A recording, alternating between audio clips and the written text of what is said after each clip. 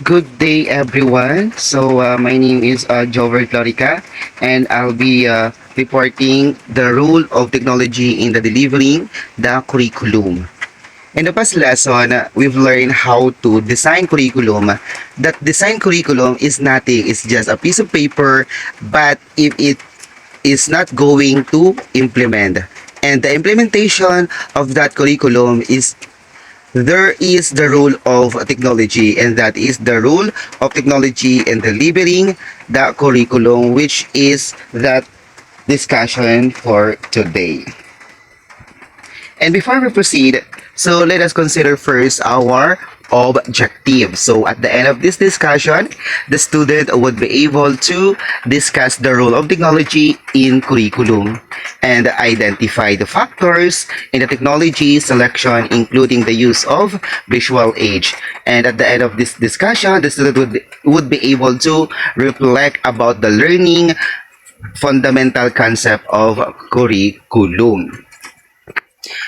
Before we proceed, so I have here pictures that you can find out or you can determine the use of teachers in their delivering the curriculum or delivering their discussion. And as you can see, they are using a laptop, projection, and the blackboard, and in here, in the other picture, so you can see the real object, which is the teachers use a globe to demonstrate and to deliver information to the learner. Of course, the teacher use also the whiteboard and the books. No, and in this picture, this is related to our discussion. So our discussion is the role of technology in delivering curriculum. And technology is the role of technology in the curriculum spring from the very vision of Philippines Plan, and E stand for electronic.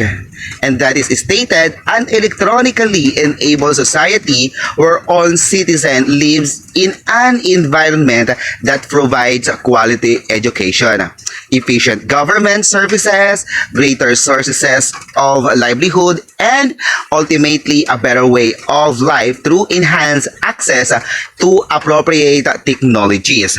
And technologies here in this discussion is also known as the instructional media technology, learning technology. And instructional technology, it is an umbrella term that describes communication, information, and technological tools to enhance teaching and learning experience. So, in short, it is the use of technology in the purpose of education. And this institutional or this instructional media can be classified into two objects, and that is the non-projected and projected. When we say non-projected, there is the instructional media that don't need projection materials, and the example for that is the real object, as you can see on the picture a while ago, that the teacher used the globe to deliver the discussion. And of course, next example is the models, field trip, kits, which is it is for enhancing the reading comprehension. It is the tools to enhance the reading comprehension of the student. And of course, the printed materials like books, magazines, modules, and etc. And of course, we have the visual board, and audio material, which is not used projection because it is used or having, or you're just going to hear audio from the speaker. While the projected one, it is the instructional media that needs projecting equipment. And the example of this is the overhead transparency, apache projection, slides wherein I'm using right now, like the power presentation, and of course the film trip, the film, and the film that you're going to use, which is appropriate and suitable to the student. And we have the video. If you are going to use video to the student, make sure that is related to the education, and of course the computer and a multimedia presentation. And in in deciding on which technology to use from the wide range of media available, the factor on which to base selection are first is the practicality. Practicality, it is the equipment or hardware or already prepared lesson plan material, that is software, if is available.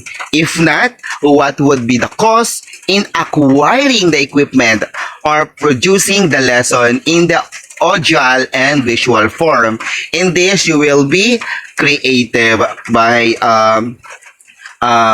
planning to acquire the equipment producing the lesson. And before using, you should ask yourself if it is available.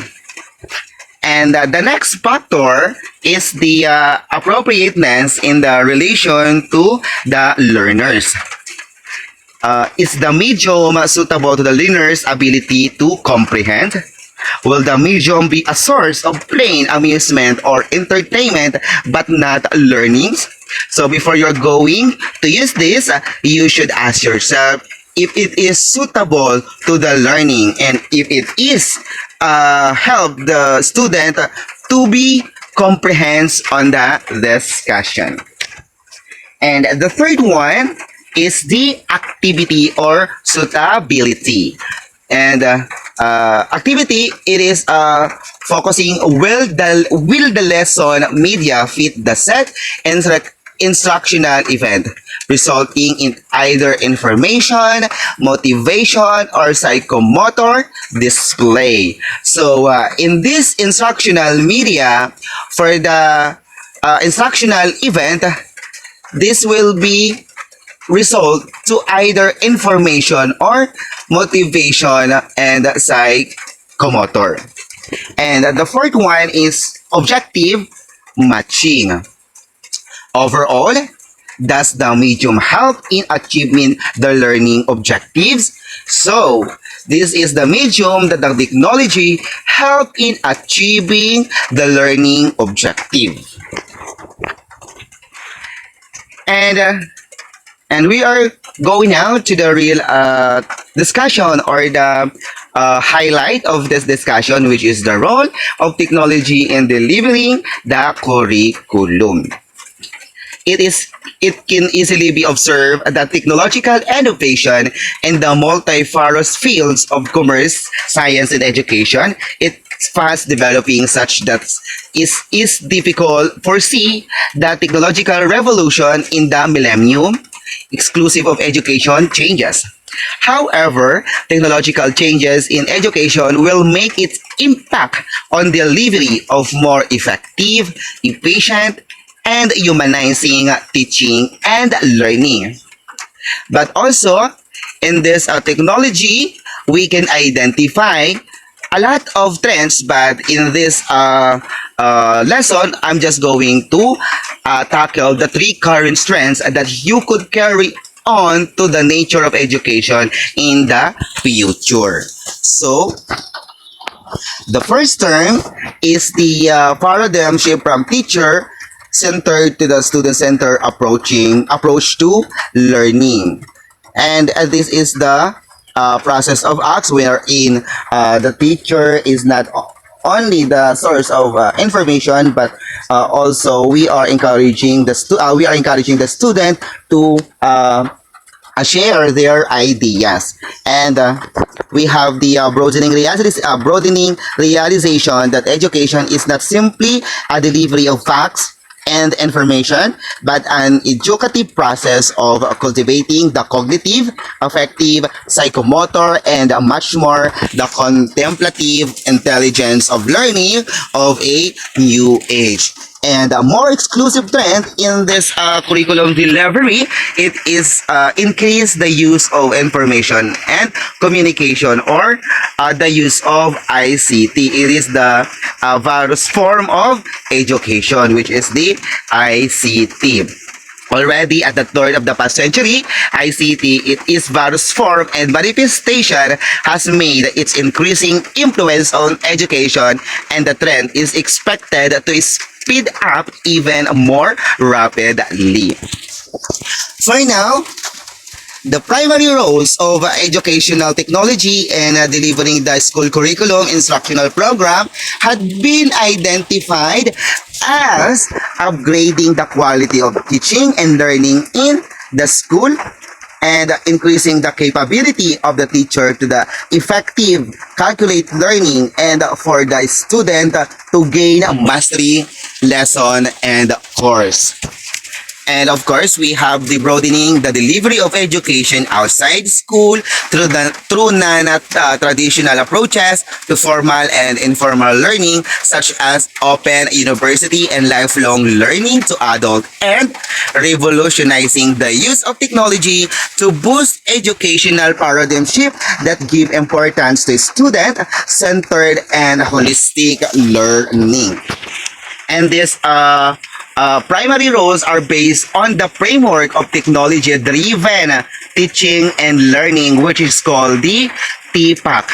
And T stands for technological knowledge, P is pedagogical knowledge, and C is content knowledge. TPAC shows that there is a direct interconnectedness of the three components. Thus, in teaching learning process, a teacher should always ask and find the correct answer to the following question for very lesson, or for every lesson. Like for example, what shall I teach? So it is focusing on the content knowledge. And number two is how shall I teach the content? It is focusing on the pedagogy knowledge. And of course, the what technology will I use in how to teach the content? It is focusing on the technological knowledge. Below, this is the diagram of the TPAC as a framework in the teaching and learning. Details, explanation, and discussion is covered in the course of technology for teaching and learning 1. So as you can see that there is interconnectedness. And now, we are now proceed to my last topic, which is the criteria in the use of visual aids. Learners say we learn 83 through the use of sight, compared with the less effective ways to learn hearing, having a 10%, smell 4%, touch 2%, and taste 1%. In the use of visual for a wide range of materials like visual board, chart, overhead, transparencies, slide, computer generate presentation. There are basic principles of basic design. So, we should accept our visual age material or presentation using the following criteria. And the first one is the lettering style or font. It is the consistency and harmony. So meaning to say, the one that you use at the beginning, so you are going to use it in the after or last. Number 2 is the number lettering style. 3, use of capitals. 4, lettering colors. And 5, lettering size. And another basic design of criteria for use of visual aids is spacing between the letters. And 7 is spacing between the lines. 8, number of lines. 9 is appeal. 10 is use of directional device. And that's for all. And thank you. I hope you learned a lot. So again, I am just a student who reporting this discussion. So once again, thank you for watching and thank you for listening.